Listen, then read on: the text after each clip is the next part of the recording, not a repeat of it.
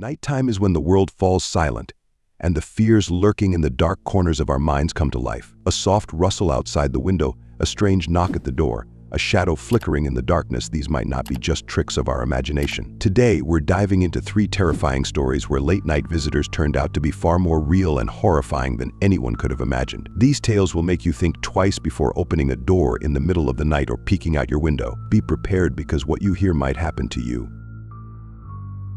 The first story happened to Igor and Anna, a young couple who decided to start a new life by buying a house on the outskirts of a small town. The house was old, built at the beginning of the last century, and had stood empty for a long time. The couple knew they would have to invest a lot of time and money into its renovation, but the look of the house and the beautiful surroundings captivated them from the first moment. When they first crossed the threshold, Anna felt a slight chill but dismissed it as the effect of entering a long, unheated space. They were happy and full of hope for the future, unaware that their new home already harbored dark secrets.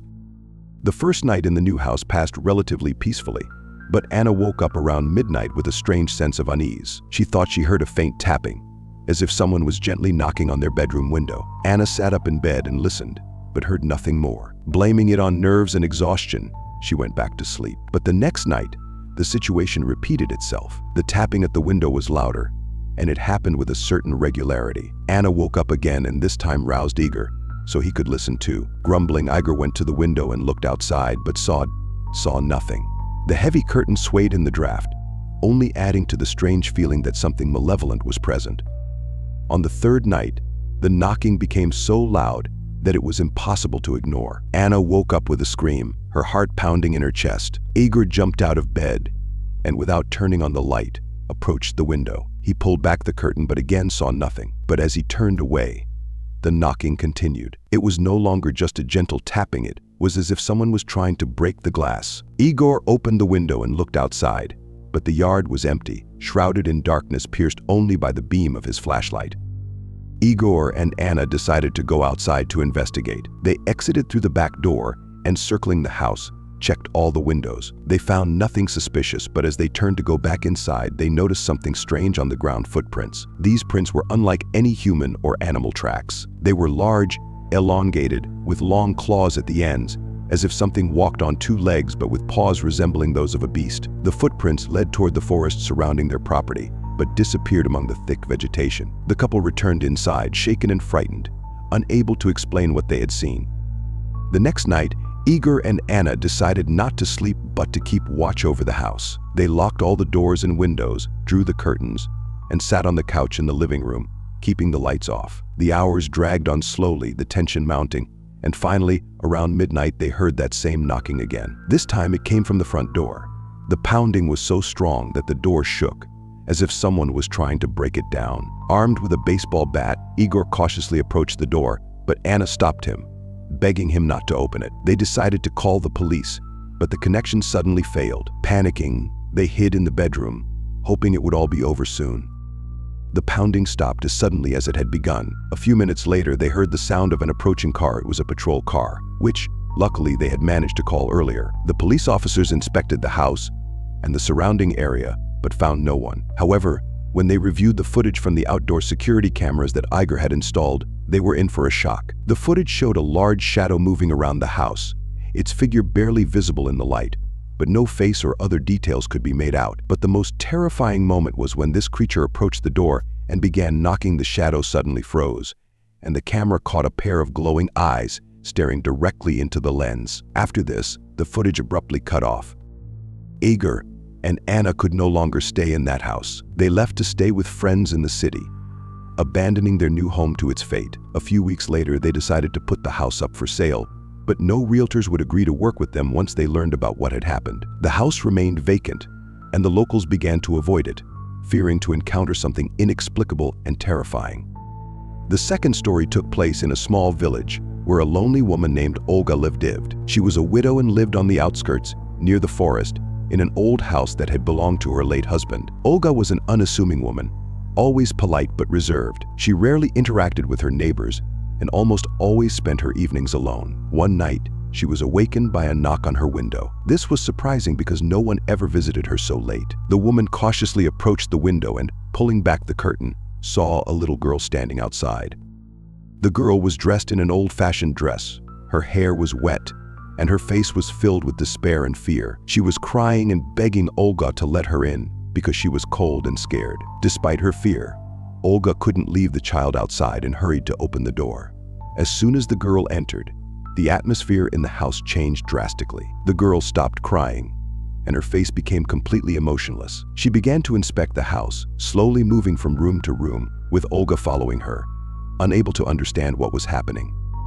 Olga tried to ask the girl her name and where her parents were, but the girl remained silent. Instead, she began to hum a strange tune softly, almost in a whisper, but her voice grew louder and louder. At some point, the melody turned into something frightening. It wasn't just a hum, but a horrible, screeching noise, like someone scraping glass. Olga felt panic rising inside her, and she tried to approach the girl.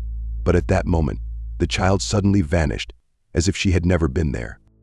Shaken and terrified, Olga decided to seek help from the local priest the next day. He knew many stories about cursed places and restless souls. The priest told her that many years ago, a family had lived in that house, and their little daughter had drowned in the nearby river. The grief-stricken parents had taken their own lives, and since then, the girl's soul could not find peace. She wandered through the village, appearing only to those who were lonely and weak in spirit. After this incident, Olga could no longer stay in the house. She moved in with her sister in a neighboring town, leaving the house vacant. Eventually, the house was demolished, but no one built on that land again. The locals believed it was cursed and avoided going near it. Even after moving away, Olga continued to suffer from nightmares in which she repeatedly heard that terrible knock at the window and saw the face of that girl. The third story happened to a group of students who decided to spend the weekend at a house owned by one of them, Mikhail. The house stood in a secluded area, surrounded by dense forest. It was an old but cozy building, built by Mikhail's grandfather. The students arrived late in the evening and quickly settled in before starting their fun. None of them believed in ghosts or any supernatural phenomena, and certainly no one expected these weekends to turn into a real nightmare.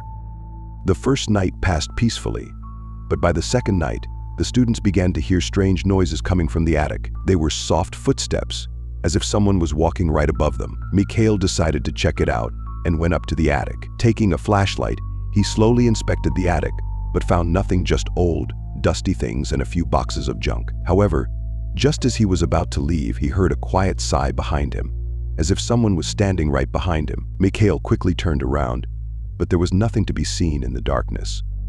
Returning to his friends, Mikhail told them about his experience, but they just laughed, attributing it all to his imagination and fear. However, that same night, the noises returned, and this time they were more distinct. Footsteps, rustling, and occasionally a strange scratching, like something sharp scraping the wooden floor of the attic. The students, now genuinely frightened, decided to go up to the attic together to figure out what was going on. They armed themselves with anything that could serve as a weapon, from flashlights to kitchen knives.